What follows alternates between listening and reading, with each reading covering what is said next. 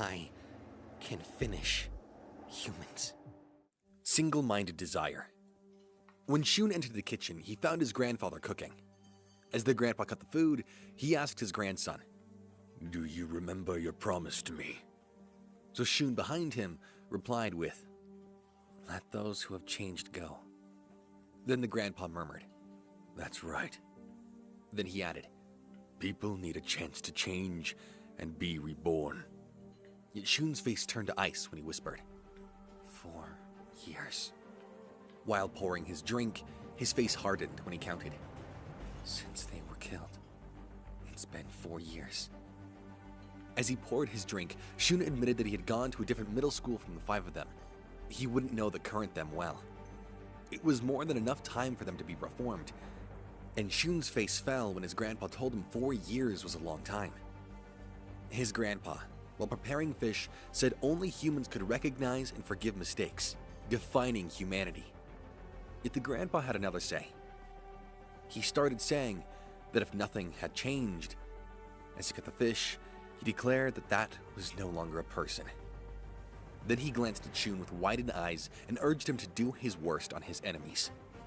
Shun agreed with his grandpa when he shared, "Yeah, I pray they haven't changed." After that, his grandpa asked him, "Well then, who's first?" Shun began thinking of them, from Madoka Hiro to Senkoji Katsumi, and the third was Ushiro Yuga. The fourth was Kuga Daichi, and the last, Shigoku Kyo, who was the real deal. He was the one who killed his parents.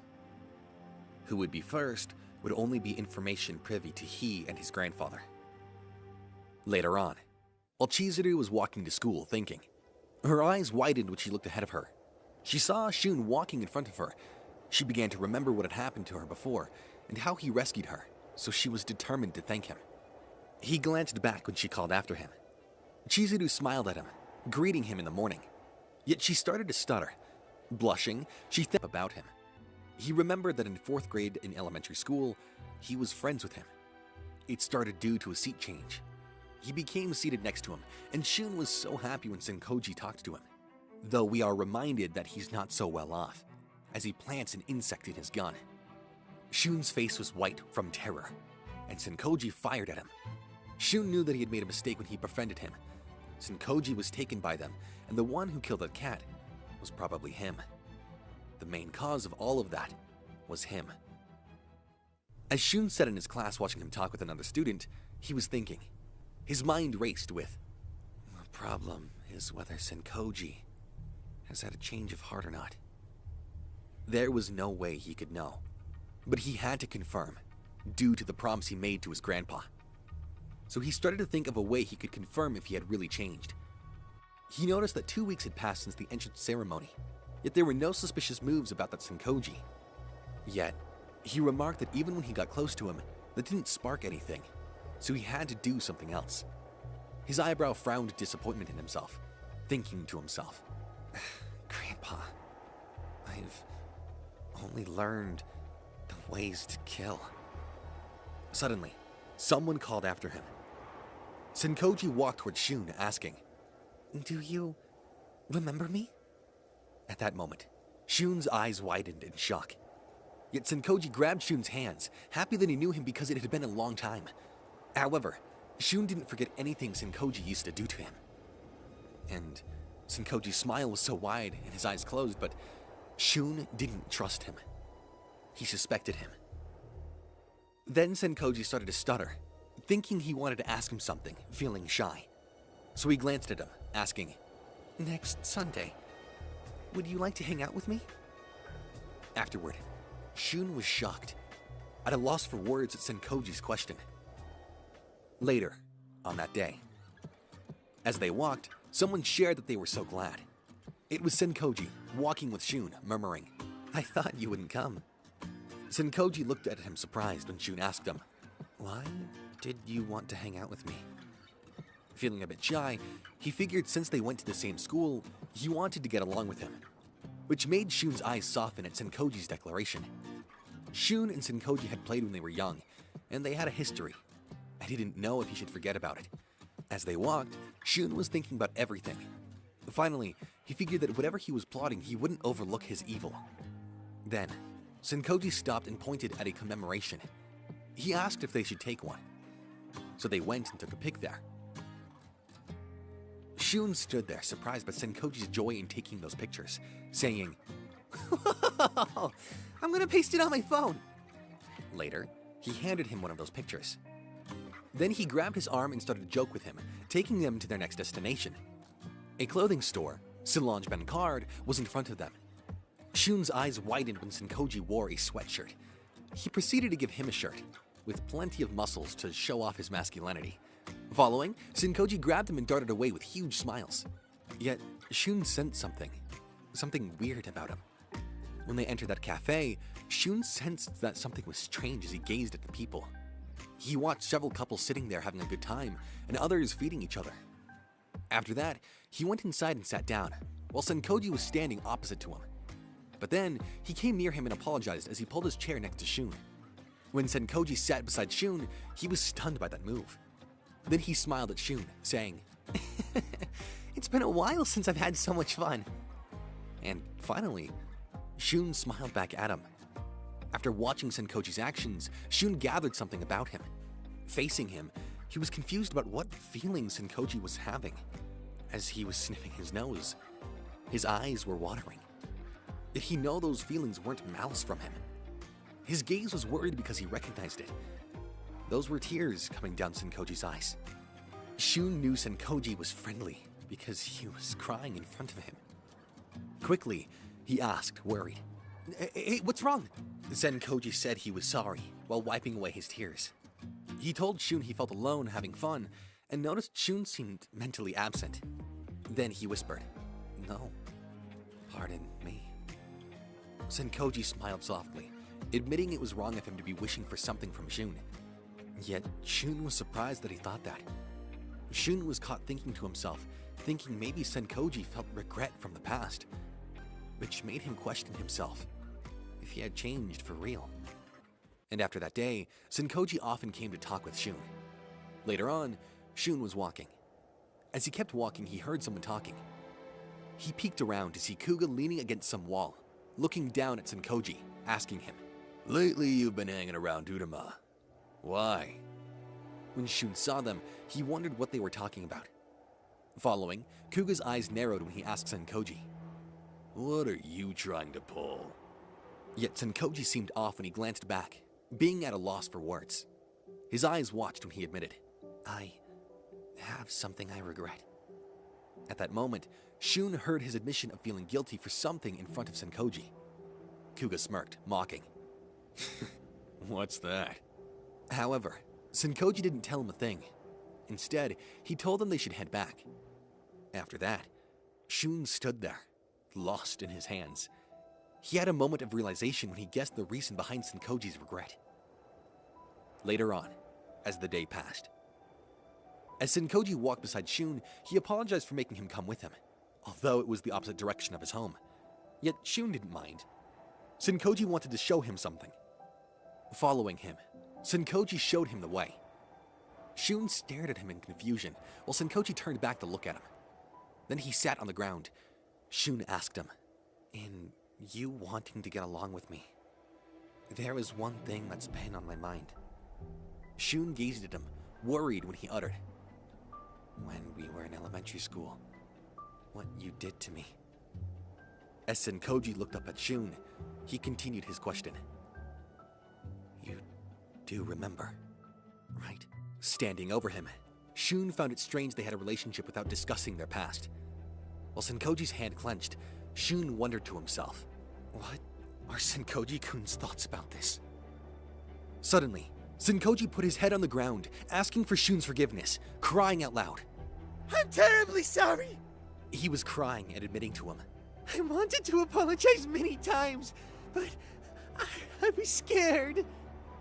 Shun's eyes widened in total surprise, while Senkoji kept saying, "I thought that it would be nice if we could continue to pass time like this." Shun's eyes softened, taking pity on him.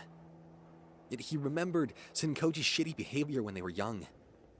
At that moment, a cat meowed from behind them. After that, the cat started to walk away. Following her, Senkoji went in her direction, murmuring that he was looking for her. Not realizing that there was a car coming his way, he wanted to grab the cat. Suddenly, the driver honked his car at him. Senkoji, realizing this, grabbed that cat and launched himself to the side while saving her. The car rushed past him, almost crushing him. Shun's eyes bulged upon seeing him do that. Senkoji kept holding the cat while kneeling on the road as the car drove away. His eyes were teary as he saw that the cat was fine. Shun was shocked to see Senkoji risk his life to save a kitten. He knew Senkoji had been reformed. Yet, Senkoji's face changed when he whispered, "It's now." Suddenly, Ozma came and held Shun from the back. As he glanced back at her, he realized he was being restricted by her. The moment he turned around to see her, Senkoji grabbed a rock from behind him, as he was about to hit him with it. Some cabins in the woods. Shun was tied to a chair with ropes. He woke up exhausted, with slashes on his face. Later, Senkoji grinned like a maniac, holding the cat, and asked, Have you woken up? As Shun started to gain consciousness, he glanced to his side when he heard someone sobbing. His eyes bulged when he saw Ozma-san tied up next to him too. Ozma-san was crying so much. Shun was stunned when Senkoji stood near him, sneering. I've always regretted this. He mentions the time of elementary school. Shun faces pure shock. Finally, the evil Senkoji admitted that he wasn't able to take him down. That was his regret. Next, he held out that cat, saying that he thought it belonged to Shigoku. He mentioned he was about to give up. Yet Shun remained unfazed when the psycho warned him that once he arrived, he wouldn't surrender his target. Senkoji's eyes darkened when he started to strangle the cat. Tied up, Shun's eyes narrowed at Senkoji when he finally confessed that he would never give up his prey to anyone else. Uruma's dissection. Pure love. Shun and Ozma were both tied up. As Shun woke up, he was confused about his location. That evil Senkoji's head was bloody. Then he remembered that he had deceived him earlier, yet something was off. He glanced at Ozma, not understanding why she was there too, so he suspected that she was his accomplice in his kidnapping. While he was eyeing her, she blurted out that she was sorry. Ozma was sobbing, her words stuttering as she struggled to explain the situation to Shun. Shun's head snapped up when she mentioned that time. Senkoji explained by showing his phone, saying, It's about this. Shun's eyes bulged when Senkoji held out his phone to him, saying that he passed by confidently. He showed him the scene where Ozma was being taken down by the thug who almost killed her. Shun was stunned. Yet Senkoji was happy, watching that video, saying it was so lovely that he came to her rescue. Then he teased. Well, things have turned out like this. While Shun was tied up, Senkoji was in the dark about why Shun was loving that, but he made sure he couldn't move in that case. As Shun pulled those ropes, he noticed something. These ropes were different from the ones he had learned from his gramps. Next, Senkoji smiled like a true villain, murmuring, It's Torinawa, otherwise known as Killer of Escapees. He explained to Shun about the Edo period and how people invented binding methods to prevent criminals from escaping. No one had ever escaped the Torinawa. Senkoji was so excited that Shun couldn't get out of it. So Shun asked him, Why did you go so far? Senkoji simply said, For prudence. Next, he wanted to add something else. He smirked, warning Shun, Just in case anything happens, with the push of a button, I arranged for this place to blow up. Azuma was scared, her face white. However, Shun recognized the smell in this place. Yet, that evil Senkoji looked at the device, admitting that with the press of the button, the electricity would run and the bottles of kerosene he had scattered around the room would ignite. He almost pushed that button in his hands. Then he smirked at them. All of a sudden, he started laughing out loud like a maniac. Finally, he shouted, Finally, Uruma-kun! With these hands I can... Then he added, My most beloved person. Out of nowhere, her eyes bulged and Senkoji punched Shun in his face. Before he could land the second punch, she started screaming at him to stop.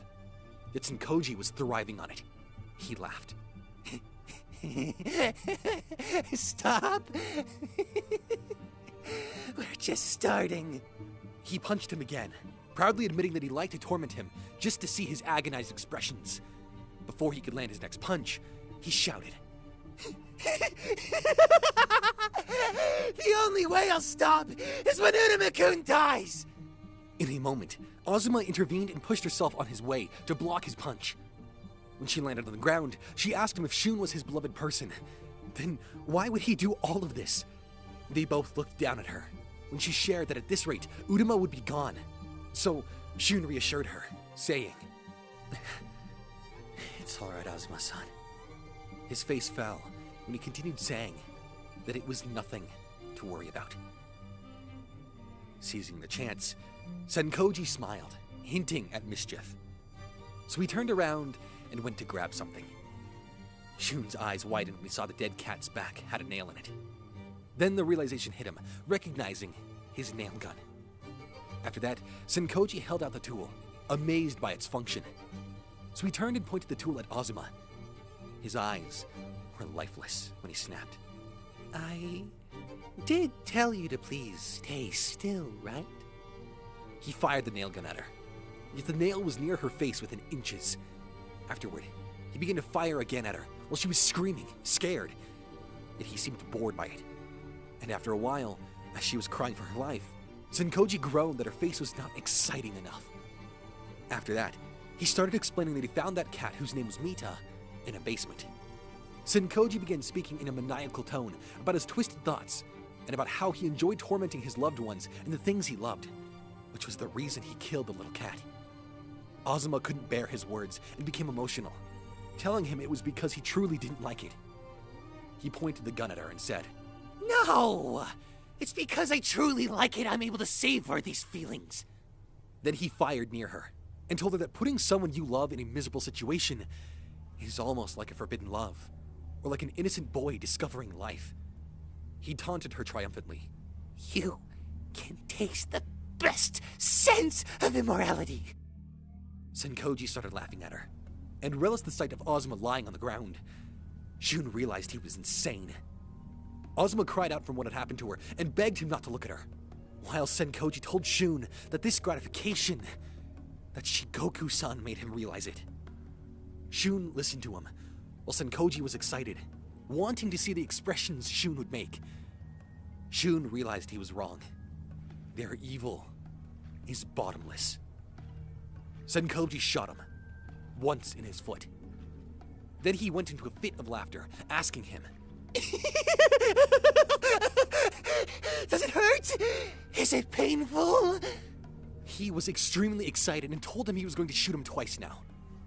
He gestured with his weapon, shouting, More! More!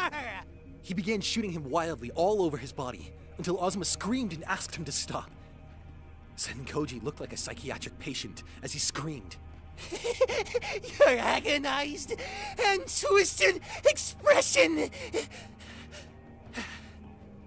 Though Shun never made a sound, he remained calm. Even though he was bleeding everywhere, he showed no anguish on his face. Because he was focused on freeing his hands from behind. Suddenly, Senkoji was surprised. Why? The color of your face didn't even...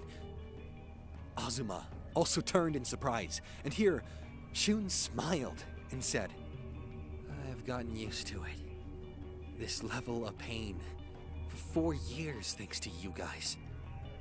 Then he asked him if he intended to use the tools forever, then told him if he continued at this level, his eyes wouldn't blink until he died. Then Shun asked him if he was afraid to touch a dead man's body, and if that's why he always uses those tools. Then he told him that he only uses his hands to kill bugs and cats. Senkoji threw the key away from his hand. Oh, I understand. He approached him. If you go so far to say that... Shun glanced at the key on the ground. And here, Senkoji approached him, grabbed him by the neck, and began choking him, telling him that he would end him with his own hands. Azuma screamed from there, wanting to stop him. She knew that at this rate, Uruma-kun would die. Senkoji was enjoying choking him, asking him, How is it? My strangling? Is it to your satisfaction? Shun was choking, and then said, I've been waiting for this time. Then he released his grip from the rope. He hit Senkoji in his neck, pushing him away, leaving Azuma astonished by this unexpected move.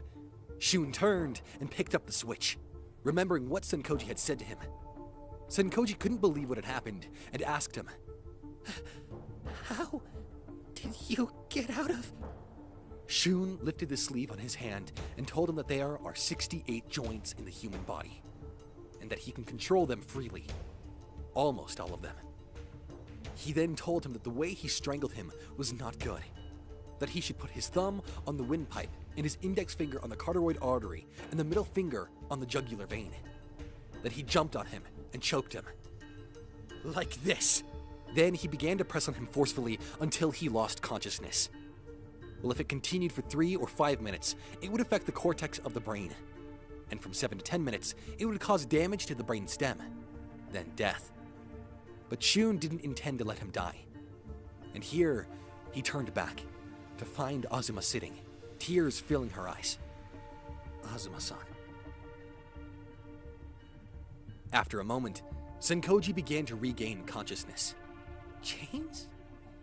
What on earth? Shun asked him. You're awake? Shun noticed that his prey had awakened, so he approached him, looking at him with his emotionless eyes. Surprising Senkoji. Uruma-kun? Uruma greeted him. It began to clap and congratulate him because he was the first. Senkoji didn't understand what he meant. The first? Shun confirmed that and welcomed him to the beginning of the end. The first. Senkoji was hanging by chains while Shun was preparing something. He was drenched in sweat. The room felt stiflingly warm. Vinyl was stretched across one side of the wall, and there was a table and a mirror. And he saw a peeler. His eyes popped. He was lost in confusion. Senkoji wasn't aware of what was awaiting him. Next, Shun approached him and started telling him what he saw in a film. He kept informing him about what he found out. Finally, he looked him dead in the eyes and told him that cleaning up would be easy.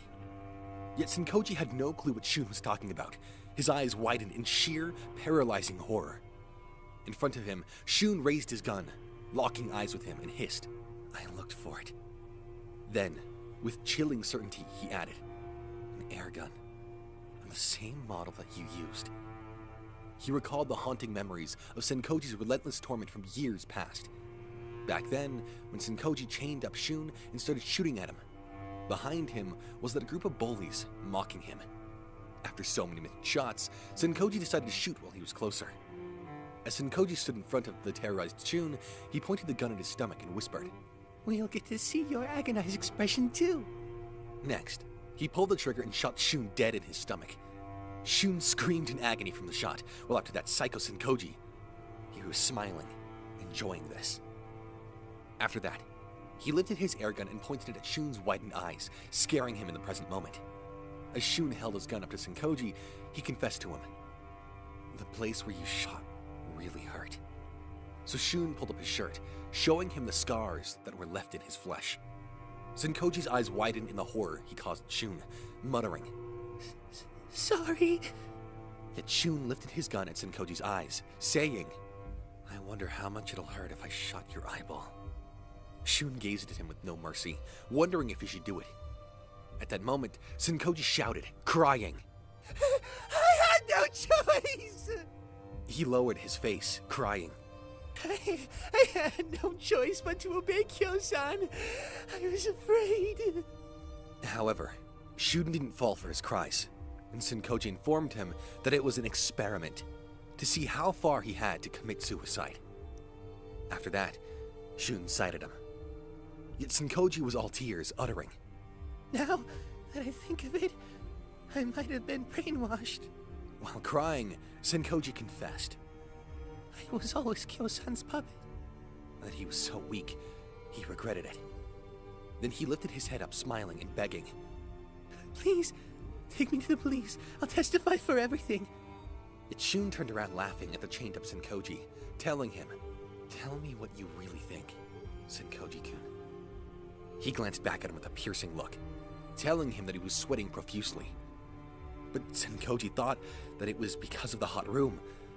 However, Shun was heading back, leaving him hanging in there, while Senkoji was stuttering. Shun gripped the mirror on the wall. He teased, "Oh, you feel hot, huh?" Behind him, Senkoji's anxiety was palpable. He stammered, What does that mean?" With the mirror in hand, Shun glanced at his reflection as he responded. "It's the reaction to your nerves being oversensitized, perhaps." The talk of the Great War flooded his mind. He remembered his gramps when he informed him that among the enemies, there were some who received special training to endure torture so they didn't break easily. So the Kitayama Corps had a method they used. His gramps told him it was called peeling. That peeler was on the ground. There was a bit of blood in it. Senkoji looked at it with sweating buckets. Senkoji trembled in terror. His voice quivered as he asked, "What are you planning to do with that peeler?" Shun's face grew dark as he stated, "No, that's already been used." At Shun's concession, Senkoji's eyes widened, confused. Senkoji stopped, stunned, when he saw himself in that mirror that Shun held in front of him. He had already peeled Senkoji's chests and legs. Then he screamed in terror, consumed by fear.